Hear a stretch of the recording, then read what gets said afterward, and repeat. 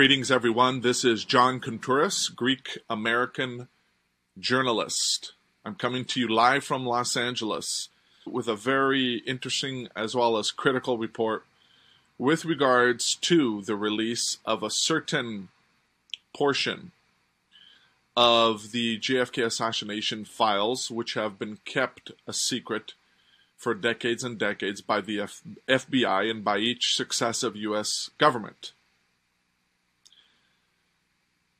Already, the U.S. government, and I'm about to show all this to you on the screen here, started releasing a lot of the JFK assassination files, okay, this past July, okay? So, what you need to do is go into Google, type in JFK National Archives FBI. The first link, from the nationalarchives.gov, okay? So, here's what we read. JFK Assassination Records, 2017 additional documents release. The National Archives and Records Administration is releasing documents previously withheld in accordance with the JFK Assassination Records Collection Act. The vast majority of the collection, 88%, has been open in full and released to the public since the late 1990s. The records at issue are documents previously identified as assassination records but withheld in full or withheld in part. The release consists of 3,810 documents, including 441 formerly withheld in full documents and 3,369 documents formally released with portions redacted. The documents originate from FBI and CIA series identified by the Assassination Records Review Board and Assassination Records. More releases will follow, okay? And here it talks about accessing the release files, okay? So you can click on all these links here. Let's go back. Okay, go down all of these here. Here's another one, same website, archives.gov, July the 25th this year. The President John F. Kennedy Assassination Records Collection, okay? Here we go. Let's see here. The JFK was killed November the 22nd, 1963. Almost 30 years later, Congress enacted the President John F. Kennedy Assassination Records Collection Act of 1992. The act mandated that all assassination-related material be housed in a single collection in the National Archives and Records Administration, NARA. The resulting collection consists of more than 5 million pages of assassination-related records, photographs, motion pictures, we're going to get into that too, sound recordings, and artifacts. Approximately 2,000 cubic feet of records. Interesting. Most of the records are open for research. Most of them. However, there's still a lot that aren't open for research. So, we are GreekNewsOnDemand.com. That is the name of my Greek news website, GreekNewsOnDemand.com. That is one word. Please visit our site today to read all of our articles, particularly on the whole charade with the Vegas shooting, which was completely staged by the government and so on and so forth. There are no dead bodies. There's no blood, none of that crap. There's so much video evidence out there that proves it. I mean, it's just ridiculous. All you got to do is Google to see if there are any dead bodies or blood on Google, and there are none. I mean, doesn't that tell you anything? So, you can find me on Facebook. Here I am, John Contouris. Please check me out there. You can send me a friend request there. So, what I'd like to do is go over an article that I published, okay, for Greek media back on the 30th of August this year. And it has to do with an article for the Globe. And here's the cover. FBI boss J. Edgar Hoover killed Kennedy. Okay? Now, there are some new records that are about to be released. Okay? There's some new records that are about to be released with regards to the whole of all of these records. Okay? That are on file at the National Archives with regards to the JFK assassination. However, There's still a major portion which they have not shown us. Okay? And that has to do with exactly this report that I did for Greek media back on the 30th of August. Now, what I'd like to do is skip up here a little bit. Let me just skip up here. And so I just like to show you some excerpts. I also have some screenshots here that I can show you. So basically, if you just check out the video, you can find it on my channel. You'll be able to see all the screenshots and so on and so forth. So here's the full cover. Now, we all know that the tabloids are a lot more trustworthy than, of course, mainstream news media.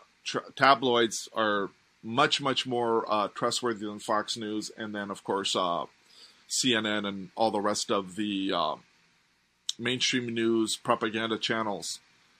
So here's the full cover, and here's some excerpts here. So basically, let's read a little bit of this. I think it is still readable. Desperate to hold on to power by any means necessary, ruthless FBI Director J. Edgar Hoover killed President John F. Kennedy when his plot to blackmail the Commander-in-Chief by exposing sex tapes and mafia connections backfired, and he was ordered to resign.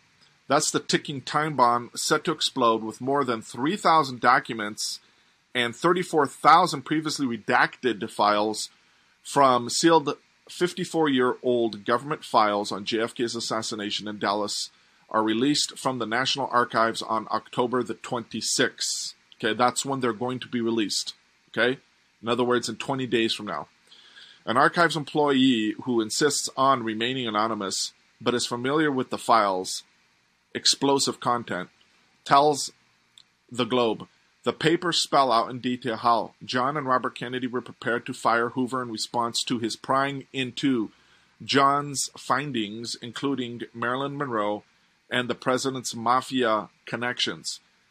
Hoover would never tolerate such a humiliation, so he had JFK killed on November the 26th, 1963. The details of his plot were sealed by the Warren Commission, which homosexual lawmen, quote, used his dossiers to extort the commissioners to bury the truth, end quote, the source says.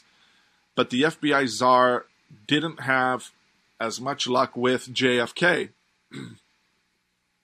After bugging Monroe's Hollywood bungalow and taping her trysts with the Kennedy brothers, Hoover confronted the president, who'd decided not to extend the top cop's time in office.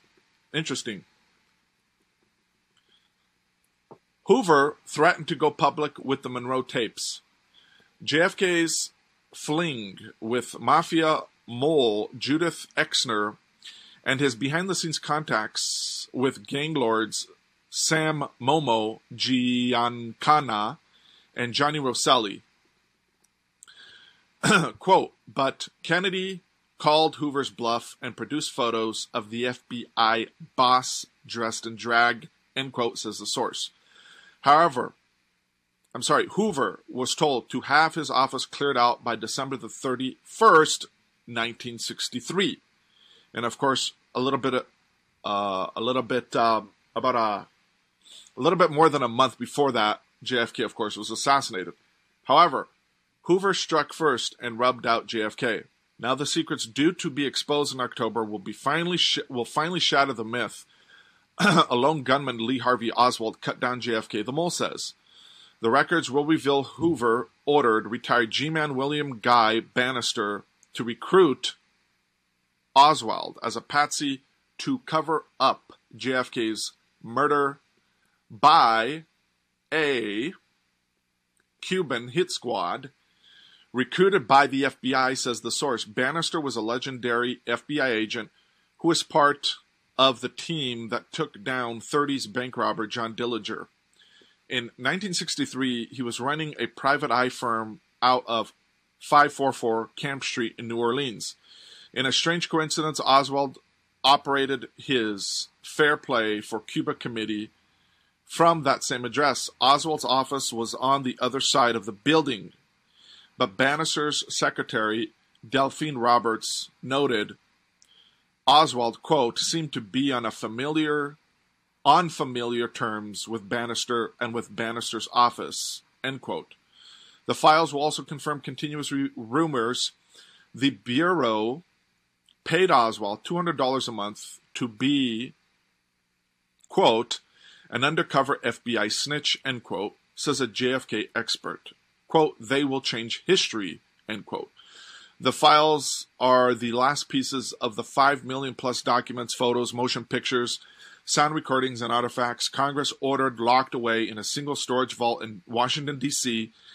in the Kennedy Assassination Records Collection Act. The act ordered the National Archives to publicly release all remaining items by October the 26th this year, 2017. Quote, the only person who can stop the release, okay, is President Donald Trump, and he has shown no inclination to do so, end quote, says the source. Quote, however, I am aware the FBI is furiously lobbying him, end quote. That is from The Globe on the 28th of August, 2017. Okay? Here you see all the screenshots. Again, here is the cover page. FBI boss J. Edgar Hoover killed Kennedy, exposed top secret files buried for 54 years.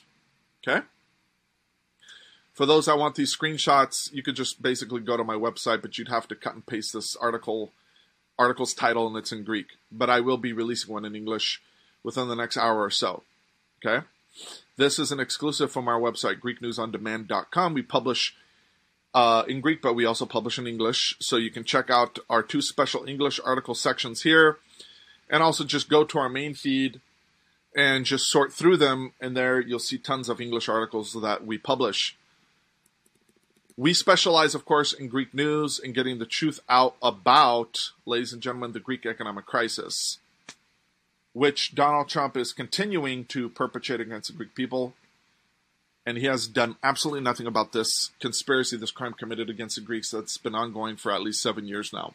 And behind it, of course, is the IMF. And the IMF, for those that don't know, okay, the International Monetary Fund, in other words, that is a top Rothschild bank that works together with the World Bank. And recently, about a month ago, I met a Chinese banker from Hong Kong here in LA. And he also happens to be an official at the World Bank. And he, basically, when I started speaking with him about all this kind of stuff, about conspiracy, about the New World Order, his ears perked up and he was very interested in listening. And he showed me his badge from the World Bank, and he says, I need more good information on this. And I said, just read my book, Hellenic Crisis, by John Contreras. It is on smashwords.com, also on Amazon's Kindle. There you'll find all the real evidence on what went on, basically, with the Greek economic crisis. Okay? So I will show you some links to that a little bit later. So going back to basically Donald Trump, he's not going to basically do anything. He's not going to make America great again. He's not going to help Greece, which founded Western civilization. He's going to carry out the Jew World Order's plan to destroy America and the rest of the world. And that's what he's already doing. I mean, if you watch my previous video here on YouTube, he's at a press conference this morning in Washington, and he's saying crazy things like, oh, I feel like a storm is coming, he says. I feel like, a storm is on its way. Right? And everyone's like, what the heck are you talking about? And, he was just laughing and he just blew them all off. But of course, this was all said within the context of war with Korea. So what I'd like to do is now make the connection between JFK's assassination, okay, and Donald Trump. Okay? Yes, you heard that correctly. There is a connection between JFK's assassination and Donald Trump. Now, for all the people out there who, have said things like, oh, they're going to assassinate Trump like they did Kennedy, they may very well assassinate him, quote unquote, but it's all going to be fake. I mean, there's all these hints that, for the past year or more, that that's what they're going to do, meaning the Illuminati against Trump, okay? We know all that by now. And speaking of Las Vegas, it was in November of last year, if you recall, where Trump was at some political gathering and some crazy white guy with supposedly a weapon on him starts moving through the crowd and threatening Trump, and then they had to usher Trump immediately off the stage. That was in Vegas, speaking of Vegas. So, they very well may stage his assassination. And it wasn't a fluke, too, that Melania Trump was dressed as Jackie O during Trump's inauguration, and so on and so forth. Okay? So, let's make the connection now, and you're going to see basically now that, this portion that I'm describing to you right now, okay, of all the National Archives files on JFK's death, okay, is never going to be released. And it has to do, basically, it may be released, I don't know. I don't think it will. And I'm going to describe to you why. But if it's released, it's going to really shed damning light on the government, on each successive government since JFK's time in office. It's going to show how the government and the FBI killed JFK. It's going to show how J. Edgar Hoover, just as I just read to you, played a huge role in this, and so on and so forth. And it wasn't just JFK. I'm sorry, J. Edgar Hoover. I get them all mixed up. J. Edgar Hoover. It wasn't just him. It was George W. Bush, it was Nixon, it was E. Howard Hunt, and it was the Jewish Mafia. Yes, you heard that correctly, which I'm going to get into right now. And Michael Collins Piper, by the way, wrote the book Final Judgment. He gets into the Israeli connection, Jewish connection with JFK's assassination. So you can check out that book. You'll find a free PDF copy, I believe, online. Final Judgment by Michael Collins Piper. He's the number one. Okay, he was the number one. He passed away 2 years ago, just about 2 years ago or more. Okay, he was pretty young, about 54 years old. Journalist of the American Free Press and so on and so forth. His death was under mysterious circumstances, but he had said, though, in previous broadcasts of his, because he had a radio show, that his health wasn't good and things of that sort. And many people in the 9/11 Truth Movement, many people that support his work said that his health wasn't good and he wasn't really assassinated. So, anyway, he was a great guy. If you just type in his name, Michael Collins Piper, on YouTube, you'll see all his old broadcasts. He was a former journalist of the American Free Press. He was a fantastic author and journalist.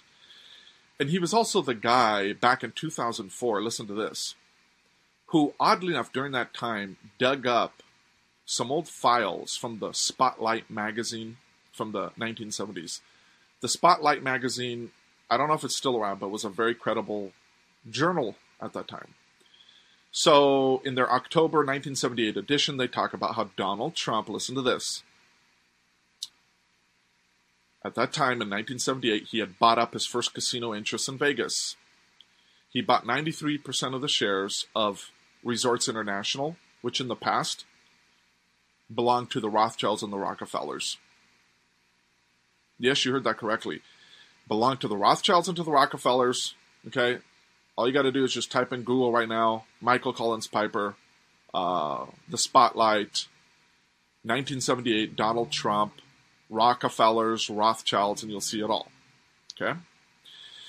So, the article goes on to say how the Rothschilds and the Rockefellers used the CIA and the Israeli Mossad to run it as a, get this, company, basically, by which to launder, drug money and money from various different illegal activities. Yes, you heard that correctly. So, there's your president for you. That was written in 1978, by the way. Michael Collins Piper published that in 2004 in his blog. So, he's a very key figure to understanding the connection between the Jewish Mafia and the assassination of JFK. Now, let's make that the connection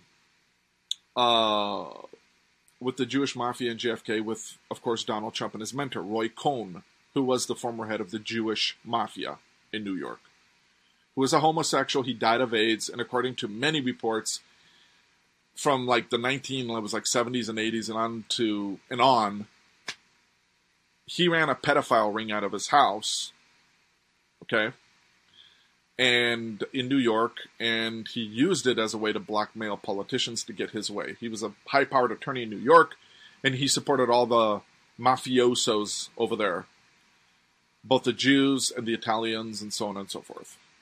Okay? All of this is very well documented. All you got to do is Google it and research it for yourself.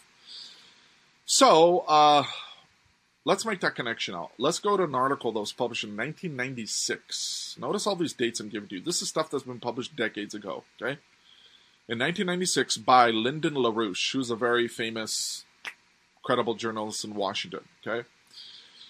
Let's go to that article here, and this is going to just blow your mind. Okay. This is from his site, LaRouchePub.com, as you can see on your screen, LaRouchePub.com. And I have the section here that I want to talk about. And here's the title, though. Here's the title. This is from his news agency, EIR, Volume 23, November the 29th. I'm sorry, number 29, July the 19th, 1996. The title, The Roy Cohn Mob and, quote, Dirty Dick, end quote, Morris. This gets into Dick Morris and the mob. This is very, very interesting. And, you know, it's just so much to go over right now. I'm going to try to go over some key parts here. The Roy Cohn story, it says here, and by extension, the Dirty Dick, quote unquote, Morris story, reveals just how close some of America's most respected quote, citizens above suspicion, end quote, are the lowest gutters of organized crime and dope trafficking. Among the list of Cohn's employers and protectors were the Anglophile power brokers John Foster Dulles and his younger brother Alan Dulles and John Foster's protege Thomas Dewey. The Dulles brothers and Dewey assembled the American end of the British-Canadian-US grouping of the bloodiest assassins and the fanciest gentlemen. Okay? In this political brothel, Roy Cohn was a queen and Dick Morris learned the trade of intrigue and duplicity. Okay? As Secretary of State and CIA Director, respectively, John Foster and Alan Dulles had protected and managed Roy Cohn's most flagrant adventurism as Joe McCarthy's counsel. John Foster warned U.S. diplomats in 1953 to spare no effort in spurring Cohn's witch hunt. Yet publicly, John Foster Dulles denounced the despicable Cohn at every opportunity and undoubtedly found Cohn a thoroughly foul, albeit political useful person. In 1957, a leading member of the Dulles-Dewey apparatus, Dulles' former law partner, New York State Judge David W. Peck, personally arranged for Roy Cohn to be taken into the old-line New York Democratic Party law firm Sachs, Bacon, and O'Shea. Judge Peck soon resigned the bench and rejoined the Dulles brothers firm, Sullivan and Cromwell, while Cohn immediately made Sachs, Bacon into the New York nerve center for the criminal mafia assembled by Dulles and Dewey. Assembled by Dulles and Dewey. This is very key. Because this is all going to connect now with the JFK assassination. Of course, the Dulles brothers played a role in that too. Okay? So, let's go now to page 80, all right, of the same publication. Here it says the Kennedy assassination. In 1958, just after being installed at Sachs Bacon by the Dulles-Dewey apparatus, Roy Cohn became president of Lionel Corporation, the famous manufacturer of toy trains. Montreal crime boss Joseph Bonanno became Lionel's chairman. That same year, Major Louis Mortimer Bloomfield, a wartime British intelligence officer in the Special Operations Executive and attorney for the Montreal-based Brafman family, incorporated the Permanent Industrial Expositions Company, known as Permandex, with himself as president and chairman. Okay?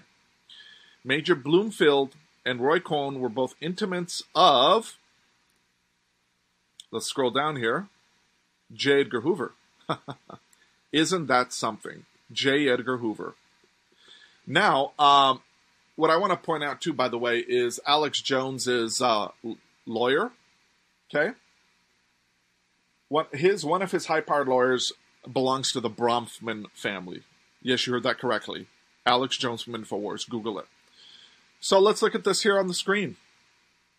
The Roy Cohn machine. Look at that. At the top left-hand corner, we have Meyer Lansky connected with Lucky Luciano. Meyer Lansky was the head of the Jewish mafia way back then, like in the 40s, 50s, 60s. He's connected with the Bronfmans, okay? He's also connected with Lewin Rosenthal. The Bronfmans over here on the left are connected with Alan Bloomfield, British intelligence, and with J. Edgar Hoover. Louis Rosenthal, however you pronounce that, is connected with Kathy Rosenthal, who's connected with James Finkelstein, who's connected with Roy Cohn, and so on and so forth. They're all connected. Just look at this. All right? So, let's scroll down here. So as we read from the top here, Major Bloomfield and Roy Cohn were both intimates of J. Edgar Hoover. Interesting. Since World War II, Bloomfield had been a British intelligence liaison to Hoover, with oversight responsibilities for FBI Division 5 counterintelligence. And since Cohn's, quote, red hunting, end quote, days, Cohn had maintained intimate political and personal relations with Hoover.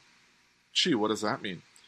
The two of them also reportedly sharing sex with their mutual financial sponsor, Shenley's president, Lewin Rosenthal. What? Oh, that is just utterly freaking disgusting. But yet, this is from a very credible journal, ladies and gentlemen. EIR, which belongs to the well-known journalist Lyndon LaRouche. Yes, you heard that all correctly. Let's go down.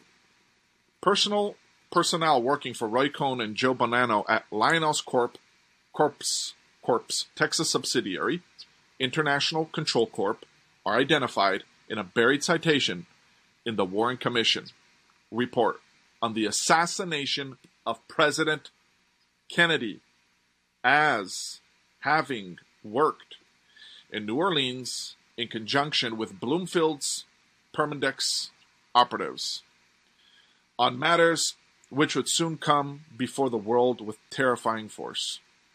In that period, Roy Cohn was increasingly placed under suspicion and investigation by Robert Kennedy, who became U.S. Attorney General in 1961. Continuing. President Kennedy was assassinated in 1963. The Warren Commission announced that Lee Harvey Oswald was a lone perpetrator of a senseless crime, but New Orleans District Attorney James Garrison pointed to the Montreal-based Permindex organization as the planners and perpetrators of the JFK murder. The world's attention was focused on Garrison's prosecution of Permindex board member and prominent New Orleans socialite and Anglophile Clay Shaw for conspiracy to murder the president. Garrison's prosecution came under brutal attack from the Dulles forces and from Kennedy's own national security advisor, McGeorge Bundy. Okay? So, J. Lee Rankin, partner of Dewey and the Dulleses in creating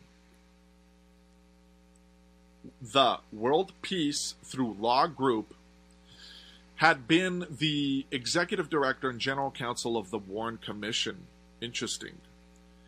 Rankin ran all aspects of the official federal inquiry into the president's murder. That's putting the fox to guard the henhouse. And all contacts between the Warren Commission and its staff went through Rankin. Rankin was the Warren Commission's liaison to Hoover's FBI and to the Central Intelligence Agency, whose former director, Alan Dulles, President Kennedy had fired. Okay? It was only as a result of the suppression of two critical pieces of evidence during the 1969 New Orleans trial that Clay Shaw avoided conviction for the conspiracy to assassinate President Kennedy. Had Shaw been convicted, and here's the punchline, the entire edifice of murder and cover-up would have come crashing down, and the role of Bloomfield, Cohn, etc., listen to this, etc., in the JFK assassination would have been the subject of worldwide attention. The Dulles Rankin Warren Commission fraud would have been thoroughly exposed. So the Dulleses and Rankin controlled the Warren Commission. And thus you have the 100% connection between, okay, JFK's assassination and Donald Trump's own former mentor, Roy Cohn. There you have it. Okay, there's your president involved in JFK's own freaking assassination. Gee, do you think he's going to release all these files that I just mentioned to you with regards to JFK's assassination? I don't think so. I don't think it's going to happen. Do you really think Donald Trump will release files, ladies and gentlemen, that implicate J. Edgar Hoover in the JFK assassination, and so on and so forth? Of course, there's various reasons why JFK was probably assassinated, okay? If he was assassinated. That's another issue. And there's tons of videos out there, including from the channel Russian Vids, who's one of my favorite. He's a friend of mine, and we put him on Greek TV a couple times, where he analyzes the Zapruder tape and all that crap, and he says JFK was never assassinated because how is a U.S. president who belongs to the Illuminati going to be assassinated? Okay? That's his take on it. Okay, I mean, if he wants to believe it, that's his prerogative. Do I believe it? With regards to this point, I guess maybe I would. But to me, there's more serious issues at hand with JFK's assassination. This is what I'm getting at. And that is, okay, that Donald Trump's own freaking mentor was involved in this. A guy who was a filthy, demonic character and was head of the Jewish mafia. How come no one's ever talking about this? A few publications have written about this in the past year or two, particularly during Trump's whole campaign, but there hasn't been written enough. That's my point. Let's just take a look real quick on the screen. Donald Trump and Roy Cohn. So that you can get a picture of, in your mind, basic about what I'm talking about. So let's go to YouTube. And of course you could just Google it too, but because we live in a YouTube age, let's just go to YouTube. So basically, what you have is, as this loads, because I know I'm using a lot of programs right now. What you have is a clear connection between Roy Cohn and the people that assassinated JFK. Roy Cohn, right? Donald Trump. Mafia. Okay? Now, Trump's greatest mentor was red-baiting aide to Joseph McCarthy and attorneys for NYC mob families. Trump's mob ties exposed, and so on and so forth. Here you go. It's all here. What Donald Trump learned from Roy Cohn, and so on and so forth. Okay? So just check those out. I'm just giving that to you for reference sake. Okay? Now, you can also Google it too. Tons of publications have been published about this. I mean, this is just crazy. So, in view of all this, what is Trump going to do? I don't think he's going to do anything because JFK, J. Edgar Hoover, ties in with Roy Cohn, with Permindex, with Rankin, with the Dulles brothers, and so on and so forth. Donald Trump knows all this. Donald Trump's mentor was Roy Cohn. Donald Trump became rich because of Roy Cohn's help. That's all very well documented for decades now. So we'll have to wait and see. So, in about 20 days from now, the National Archives is going to basically release all this stuff. Again, a special section of this already released archive, which is over 3,000 files, okay, which has to do with J. Edgar Hoover's role in assassinating JFK, John F. Kennedy. Okay? This has not been released yet. The only person right now who could stop this is none other than Donald Trump, President Donald Trump. So we'll have to wait and see. What is he going to do? I'm going to make a bet he's not going to allow it to be released. Do you really think that the establishment, do you really think that the deep state is going to allow such damning information to be released? This is going to basically now confirm the decades-long, conspiracy theorists' views that JFK was assassinated by the government, so on and so forth. Do you really think that the president government who's tied in with this is going to allow this to happen? Of course not. We'll have to wait and see. So, that was our nice, interesting little tidbit find for the day, wasn't it? For those who don't know me, I am John Kontouris, Greek-American journalist. I appear both on Greek TV and on Greek radio, both here in the United States and in Greece. Yes, I am tied in with mainstream news media, but anytime I get on, I always speak the truth. I expose a new world order, especially in relation to Greece. This basically has become a full-time job for me, and this is what I've devoted my whole life to. Okay? So, I get on a lot of alternative news networks, too, and speak, that are on YouTube and elsewhere. So I'm very well entrenched in the fight against the New World Order, exposing all aspects of it. All right. So if you'd like to check out, by the way, my 2 books, and I want to put that on the screen, by the way, to support my work. Let me pull these up real quick. The first one is Hellenic Crisis by John Kontouris. You can find this on Amazon. It's $10. So here it is. Hellenic Crisis, a conspiracy against the Greek people by John Kontouris. So basically exposes all the particulars with regards to the economic crisis. This is a crime committed against Greek people by the IMF in conjunction with the then Greek government, George Papandreou, who is a crypto Jew, who's part of the New World Order, who's the head of the International Social Organization.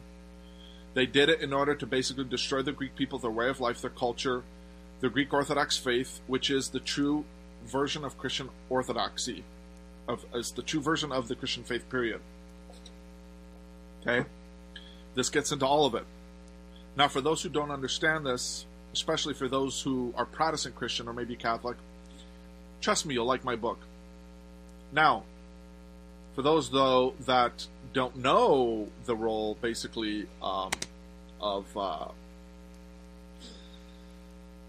don't know, basically, the fact that it was the fall of the Byzantine Empire, the great Christian Greek Byzantine Empire, that created the onset of the New World Order. Okay? For those who do not know that yet, you might want to read this book, too. Your academic guide to the Greek language, culture, and civilization. Okay? Let me try to pull this up here. And Civilization. That's by, again, yours truly, John Kontouris. I wrote this book to talk about the fact that, it was Martin Luther himself who said that the best version of the church was the Greek model. He sent his own disciples, his own followers, to study orthodoxy under the Greeks in Constantinople. Okay? He learned a lot from the Greeks, and the Reformers, of course, took on a more orthodox form of Christianity, and the Reformers, of course, still exist today. Why is it that Protestants are not talking about this? Okay? If you read this book, you will learn all of that. You will learn about the greatness and the power of the Greek people, their culture, their history, their language. If you want to learn Greek, ancient Greek, read this book, because it will teach you all the secrets on how to learn ancient Greek very quickly, very effectively. This is recognized by Professor Ben Shin, by theological and Greek professor Ben Shin from Talbot University, okay, which is the theological section of Biola University here in La Mirada, California. He's a friend of mine. So, you will learn about how the New World Order basically created the fall of the Byzantine Empire, okay? And that, of course, was the onset of the then form of the New World Order, which has led to the New World Order of today. We talk about how the black nobility of Venice, for example, which was controlled by very powerful Jewish interests, helped the Ottoman Empire to overthrow the Greek Christian Byzantine Empire, which led to 400 years of slavery for the Greek people, and so on and so forth. Okay, this is very, very key. And there you're just going to learn basically from the best sources of mine that the reason why the New World Order still exists today is because of the destruction, not only of Christianity, but the destruction of Orthodox Christianity in particular, of the Byzantine Empire, of all former satellite states of the Byzantine Empire, like, Serbia. Remember what happened in Kosovo in 1998? We're talking about one of the last satellite states of the Greek Christian Byzantine Empire, ladies and gentlemen. All these nations fell under the Byzantine Empire. They're part of our empire. They learn Greek, they learn Orthodoxy from us Greeks. This is a 100% fact. Now, my sources are Eustace Mullins and many other great sources. Who was Eustace Mullins? He was the greatest New World Order researcher of all time. He was the last protege of Ezra Pound, and he provided to us the best books on the New World Order, on the Zionist Jewish role in the New World Order. He also, by the way, just so happened to be, now listen to this, a top member of the McCarthy Commission in the 1950s. As a matter of fact, it was basically Mullins himself, Eustace Mullins, who woke up McCarthy, giving him a 40-page report on all the communist activities in America and how they tied in with the Jews, and so on and so forth. That's why McCarthy flipped out, went crazy, quote-unquote, and basically started exposing all the Reds in Washington, right? Well, what most people don't know is that a little bit down the road, about maybe, I think it was a few years later, this is, I think, 1950, I can't remember exactly when he formed the committee. Was it like from like 54 to 55? I'll have to look that up. But when Mullins joined the committee, that's when the committee flourished. But what happened was, very powerful Jewish interests there in Washington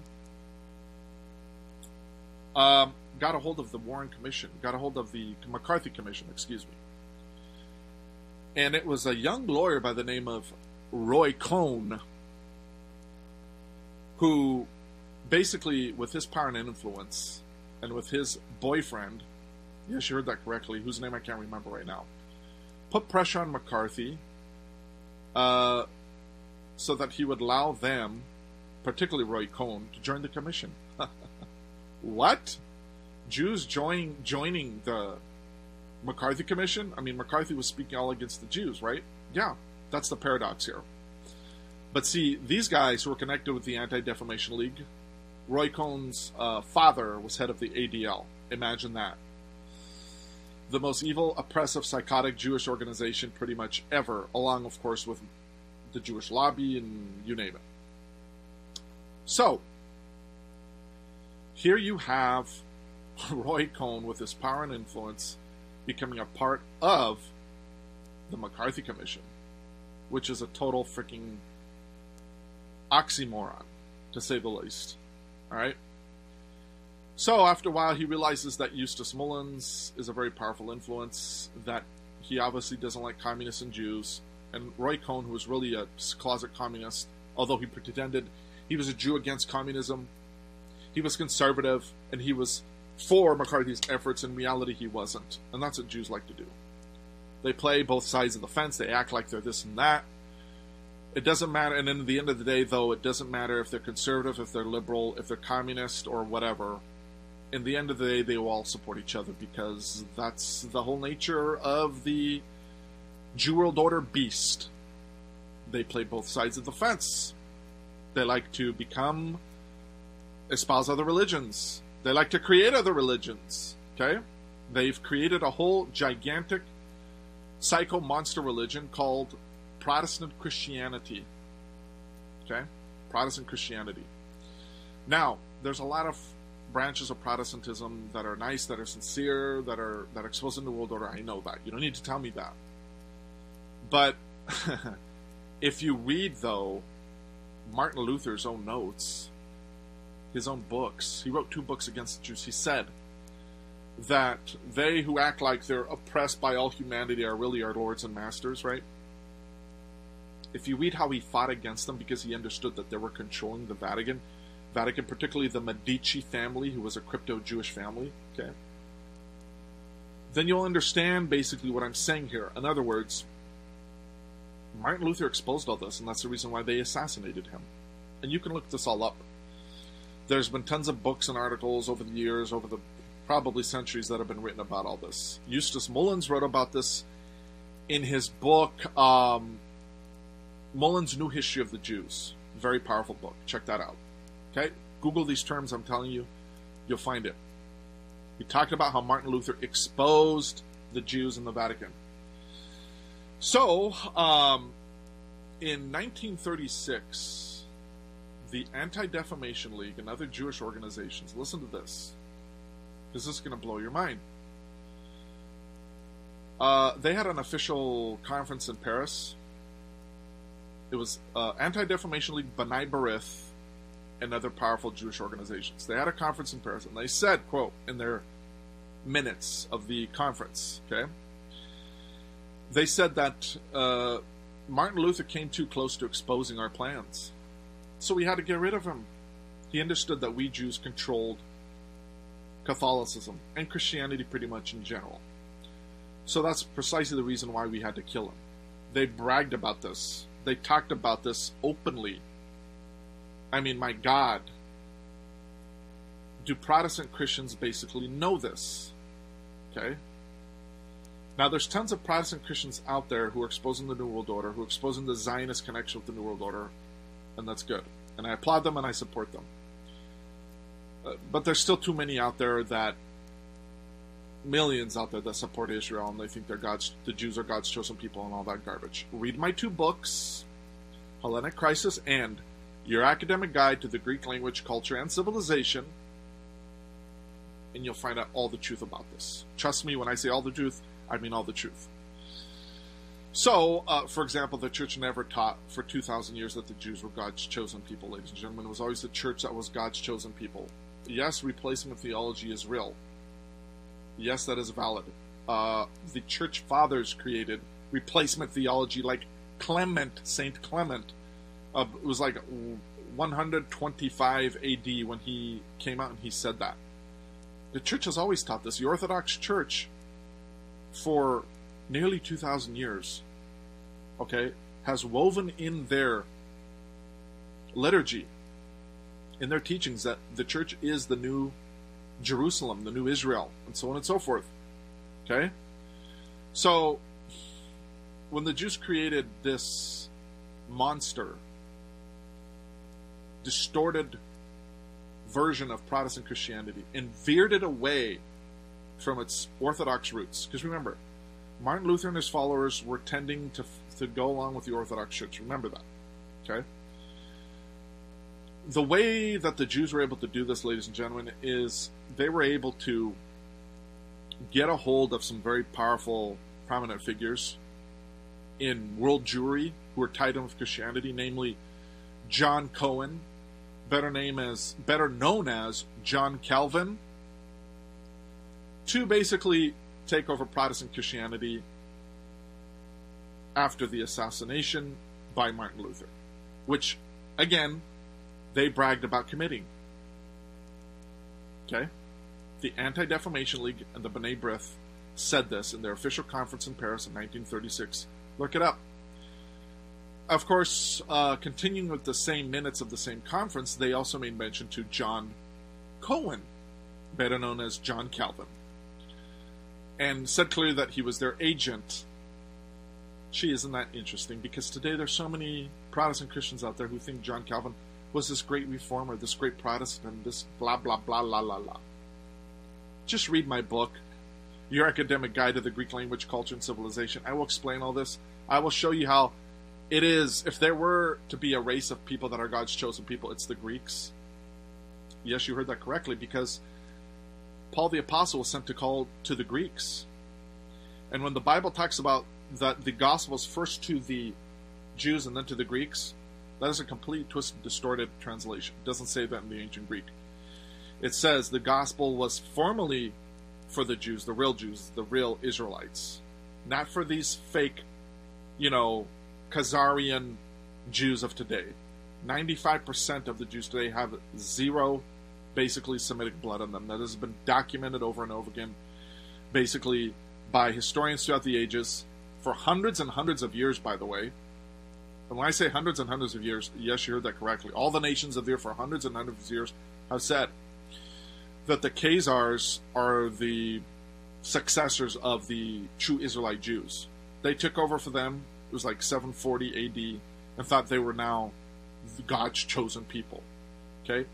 Today we call them the Ashkenazi. And so on and so forth. So in the ancient Greek, this scripture says the gospel is formerly to the Jews, the real Jews, the Israelites, but has now been wholly committed to the Greeks.